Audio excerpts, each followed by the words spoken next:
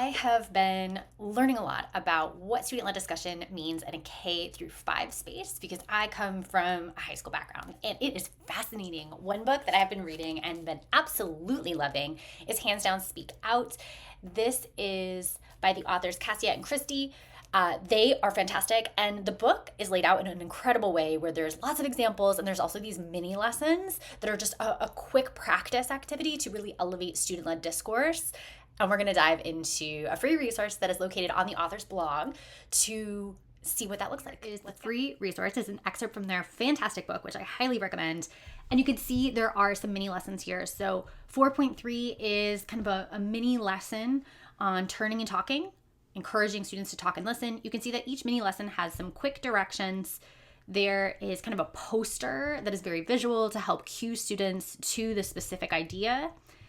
It recommends what grouping to do for the practice, and it also suggests possibilities for what we talk about. So for example, this one is about checking out books from the library. So when you turn and talk, you're going to talk about what kinds of books you love to read, and you're going to do it as a partnership because that's this image.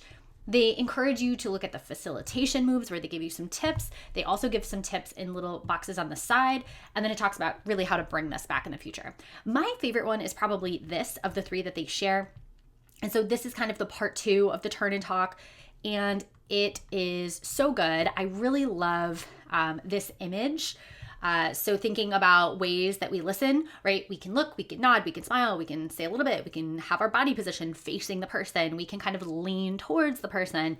And of course, all of this is very specific to how each individual likes to be listened to.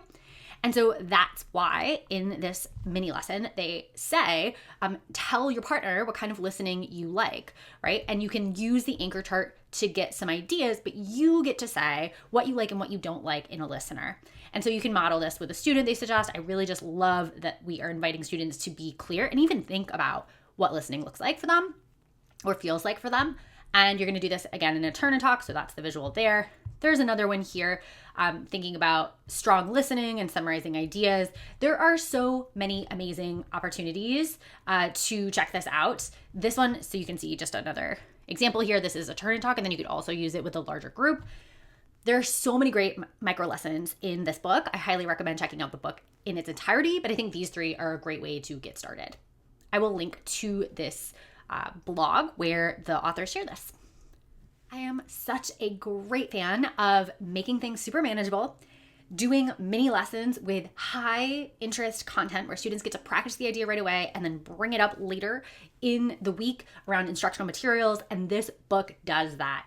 This is a beautiful example of what you can do with even young students. And you just kind of sit back and listen to their discussion and don't interrupt. It is so good.